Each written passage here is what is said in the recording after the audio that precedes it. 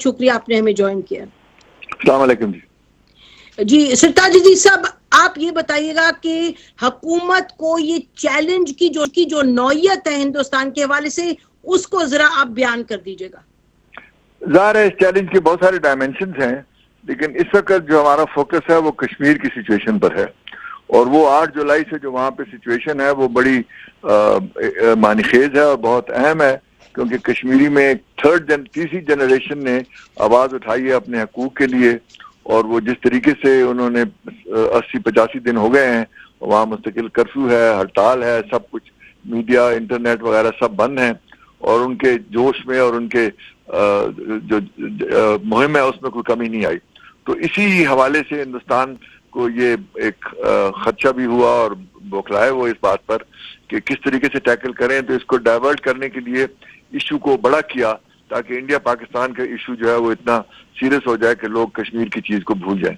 تو اس میں دونوں باتیں ہیں ہماری طرف سے. پہلی بات تو یہ ہے کہ ہم نہیں چاہتے کہ یہ جو ٹینشن ہے بارڈر پہ یہ اسکلیٹ ہو، کیونکہ یہ انڈیا کی ڈائیورشنری ٹیکٹک ہے. ہمارا یہ ہے کہ ٹینشن کم ہو اور فوکس دوبارہ کشمیر پہ جائے. دوسرا جو اس میں پہلو ہے وہ یہ ہے کہ یہ بات آلریڈی ہو چکی ہے، جس طرح 98 میں نیوکلیئر ٹیسٹ کے بعد ہوا تھا کہ جب تک کشمیر کا مسئلہ حل نہیں ہوگا اس قسم کے واقعات ہوتے رہیں گے اور دونوں ممالک میں خدشات رہیں گے. تو اس کا بھی احساس شروع ہو گیا ہے. جب نیو یارک میں پرائم منسٹر صاحب تھے تو کئی لوگوں سے لیڈران سے جو بات ہوئی اس میں یہ بات کھل کے آئی کہ ایک تو ہیومن رائٹس کا ایشو ہے کشمیر کا جو طریقے سے ہندوستان کر رہا ہے، اور دوسرا کشمیر کا جو بنیادی حل ہے اقوام متحدہ کے ریزولوشن کے مطابق وہ جب تک نہیں ہوگا تو یہ مسئلہ حل نہیں ہوگا. تو یہ ہمارا جی سرتاج جی صاحب یہ فرما دیجیے گا کہ آپ نے یہ کہا کہ کل جو کانفرنس ہو رہی ہے پارلیمنٹری لیڈرز کی پرائم منسٹر نے منعقد کی ہے، آپ نے کہا اس کا جو بنیادی مقصد ہے وہ کشمیر ہے، نہ کہ جو ٹینشن انڈیا اور پاکستان کے درمیان ہے. دو مقاصد ہیں. ایک تو یہ ہے کہ اس وقت جو ہمیں دنیا کو سگنل دینا ہے وہ قوم میں جو یکجہتی ہے اور جو صمیم ارادہ ہے اس کا دینا ہے تاکہ ہم خطرات کے لیے تیار ہیں. تو وہ ایک پولیٹیکل میسج بہت ضروری ہے، کیونکہ ایک ایسے وقت میں اگر ہمارے اپنے اختلافات ہوں اور اس ایشو پر اتفاق کی رائے نہ ہو تو ہمارا موقف کمزور ہوتا ہے. اور دوسرا یہ ہے کہ جو لاہ عمل ہے آگے چل کر اس میں حکومت تو اپنا سوچ کر رہی ہے، لیکن تمام پولیٹیکل پارٹیز کا اس میں شامل ہونا چاہیے رائے اور مشورے، تاکہ ایک قومی لاہ عمل بنے کشمیر پر. اور اس میں صرف یہ شارٹ ٹرم کا نہیں ہے کہ ہماری ایک کشمیر کی قومی پالیسی بننی چاہیے اب موجودہ حالات کی روشنی میں، کیونکہ حالات جب جیسے بدلتے ہیں تو پارلیمنٹ بھی اس پہ بحث کر رہی ہے، سینٹ میں بھی ہوئی تھی، اسمبلی میں بھی ہوئی تھی اور جوائنٹ سیشن میں بھی ہوگی. تو یہ میرا خیال ہے کہ دونوں مقاصد ہیں. اچھا تو آپ فرما رہے ہیں ایک نئی کشمیر پالیسی بننے جا رہی ہے. مطلب ہے یعنی یہ کل پہلا سٹیپ ہے. سینٹ نے بھی یہ کمیٹی آف دی ہول میں ایک کمیٹی بنائی ہے جو اس پہ کام کر رہی ہے. اس کے بعد جوائنٹ سیشن میں گفتگو ہوگی تو اس کی روشنی میں پھر ایک پالیسی ایوالو ہوگی. اچھا ایک کشمیر پالیسی. اچھا یہ بتائیے بھی آپ نے فرمایا کہ جو خطرات کا سامنا ہے تو یہ بتائیے کہ کیا کوئی ملٹری لیول پہ بھی خطرات ہیں اس وقت پاکستان کو ہندوستان سے؟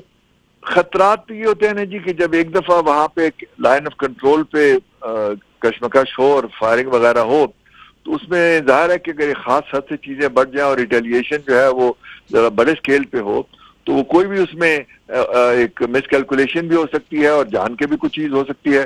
تو اسکیلیشن لیڈر جو ہے اس کو آؤٹ آف کنٹرول نہیں چھوڑنا چاہیے ورنہ وہ پتہ نہیں کہاں جا کے رکے.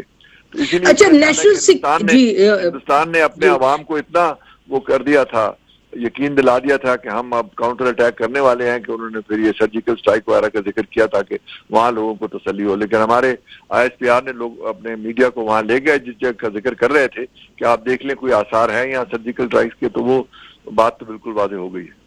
سرتاج صاحب بین الاقوامی سطح پر لگتا ہے پاکستان کو ہر طرف سے یہی کہا جا رہا ہے جو ہندوستان کی زبان ہے کہ ٹیررزم کی بات ہو رہی ہے. خطے میں بھی یہی ہوا. ایک آج آپ نے دیکھے نیپال نے بھی کہہ دیا، سری لنکا نے بھی کہا کہ جو اپنی سرزمین ہے ٹیررزم کے لیے استعمال نہ کریں. تو یہ جو انٹرنیشنل لیول پر ایک پریشر ہے اس کے بارے میں آپ کیا کہیں گے؟ ہماری بات کوئی نہیں مان رہا. اندر سے لوگوں کو پتا ہے کہ پاکستان وکٹم رہا ہے. جتنی کیجویلٹیز ہم نے ٹیررزم کے حساب سے کیے ہیں اور دنیا میں اور کسی ملک نے نہیں کی، اور جس کامیابی سے ہم نے اس کا مقابلہ کیا ہے خاص طور پہ پچھلے 3 سال میں آپریشن دربیاز کے ذریعے، اس کا تو سب لوگ اپریشیٹ کرتے ہیں. لیکن ظاہر ہے کہ اس میں جو بنیادی بات ہے وہ یہ ہے کہ کچھ اگر ایسے نان اسٹیٹ ایکٹرز ہیں جو ابھی تک ان کی صلاحیت ہے آپریٹ کرنے کی تو ہمیں ان کو بھی کنٹرول کرنا ہے, کیونکہ ہماری تو آپریشن ضرب وداؤٹ ڈسکریمنیشن ہے. لیکن ظاہر ہے کہ اس میں سے آپ 100% تو ایشورنس نہیں کر سکتے کہ کون کس طرح آپریٹ کر رہا ہے, کہاں کر رہا ہے. ہمارے اپنے ہاں ابھی بھی واقعات اکا دکا ہوتے رہتے ہیں. تو میرا خیال ہے کہ یہ عمل شروع ہوا ہے اور ہماری پالیسی اگلے 6 سے 12 مہینے میں جب مزید آلریڈی ہمارے اپنے ہاں پاکستان کے اندر جو بام بلاسٹ ہیں اور جو سوئسائڈ اٹیکس ہیں پچھلے سال 60% کم تھے, اس سال انشاءاللہ 80% کم. جی آپ نے یہ بھی کہا کہ نان اسٹیٹ ایکٹرز جہاں اکا دکا ہوتا ہے اس کو کنٹرول کرنے کی ضرورت ہے. سرتاج صاحب آخری سوال بتائیے, نیشنل سیکیورٹی ایڈوائزرز دونوں ممالک کے ہیں, پاکستان کے اخبارات میں بھی خبریں آئیں, ہندوستان میں بھی ذکر ہوا کہ ان کی بات چیت ہوئی ہے, تو اس بات چیت کے بارے میں کچھ بتائیں گے آپ ہمیں؟ بات چیت تو میرے خیال تفصیل تو مجھے معلوم نہیں, صرف اتنی بات ہوئی ہے کہ ہمیں کوئی نہ کوئی اس کو ڈی ایسکیلیٹ کرنے کے لیے رابطہ ہونا چاہیے. تو وہ اچھا جی, تو پھر بات چیت ہوئی اور رابطے پر فوکس ہوا ہے. بہت شکریہ سرتاج عزیز صاحب. ناظرین پہلے ہم بریک پر